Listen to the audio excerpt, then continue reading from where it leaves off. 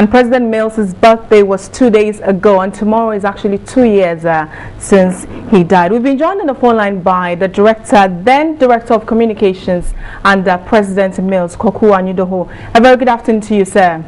Good afternoon, Bridget. All right. First of all, I mean, what does this day or tomorrow mean to you as someone who worked closely to him? Well, good afternoon, and thank you for the opportunity. Well, what does it mean to me? Well, it gives me much pleasure that I had the opportunity to serve President Mills in various capacities, right from opposition into government, and the opportunity to learn and be mentored and tutored by somebody who had so much depth of knowledge, vastness of experience, somebody who was very humble and loyal to his country, and of course loved his God. So today just reminds me of the day 2 years ago, almost 2 years ago, when I lost such a father and a mentor. All right. I know too, death is a heavy thing, and it makes everybody sad. It's been 2 years. Should people be sad about it? How should people remember him when they think of the day? Well, people should remember him that he came to serve and to give up his best to his country. He committed himself to building a better Ghana, expanding infrastructure, building a strong and resilient economy, creating jobs, and changing the face of governance, and moving away from the politics of vindictiveness to the politics of an acceptable and appreciable level of forgiveness. All right, I'm glad you touched on the building the resilient economy and so on and so forth. 2 years on, things aren't like they were 2 years ago. What do you make of the current administration in terms of how they are managing the economy? Well, it's not about the current administration. It's still the NDC administration, but every era and every period has its own challenges. I recall when President Mills came in at first, he had his own fair of challenges, and he was called all kinds of names, and he was mocked at and jeered at until he moved out and started pinpointing and showing to people that yes, the period of challenge didn't mean that he couldn't come out of the woods.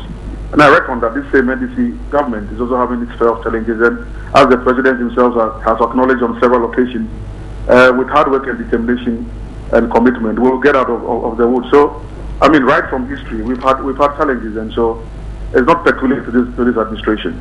All right, but how should that ginger the current administration in terms of what Mills stood for?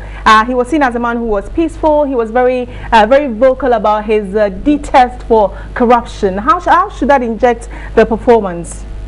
Well, it's a continuum, and like I said, every era has its own challenges and its own leadership style. It's still an NDC administration. We are all collectively part of it, and so we hope that the current challenges will move away, just as President Mills's challenges moved away. So it's not peculiar to this administration. It's President Kufuor had his own fair share. President Rawlings had his own fair share. I recall in the early days of the revolution, 1982-83, when there was no rain, bushfire all over the place.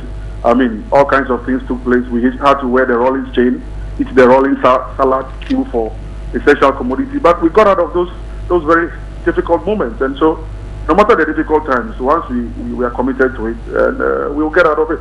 All right, so before you go, tomorrow is also a day that the labor unions have decided to embark on their demonstration. It's a very subjective question, really. Do you think it's fair on a day that the president died? I will not latch onto your word fair. I can say that they have a very legitimate concern. We are all Ghanaians. We have legitimate concerns. We all agree that there are challenges, and we are all facing them. But I am saying that comrade brother Kofi Asamoah and the TUC appealing to their good conscience that tomorrow is a day that collectively we must all unite and remember the painful manner in which President Mills passed on to glory. And so it's just a moral appeal to them that, look, yes, you have legitimate concerns, but there are many more Thursdays ahead. There are many more days ahead. But tomorrow, if you can just step down this action and so that we can all remember President Mills' position, I think it would renew to our collective good. All right. Is there any event tomorrow? Yes, there is, Bridget. All right. What would happen tomorrow? At the Sumdre Park at 8 o'clock, we are gathering to have a remembrance service and a wreath laying and ceremony. It's under the auspices of the military, and so it means that Commander-in-Chief has given the go-ahead that the military participate, and so that will be in the morning. Then in the afternoon at 3 o'clock, there will be the second in the series of the Atta Memorial Lecture at the College of Physicians and Surgeons at the Ridge Runabout, to be delivered by Dr. Mohammed Ibn Chambers. And so those are the two events for tomorrow, Bridget. All right. Thank you so much for joining us. Koku Anyudoho is a former Director of Communications under the Mills administration, the late President Mills administration. You could send us your thought on what you remember most about our late president, and whether he was a peaceful man, indeed, how he was, his last, I remember State of the Nation address says he didn't think he would be heckled. He knew he was going to be heckled, but he didn't expect the heckling to be this gargantuan, and we all remember that. How do you remember him? Are you saddened when you hear that? Send us. It's News on TV3 for Facebook, at News on TV3 for Twitter.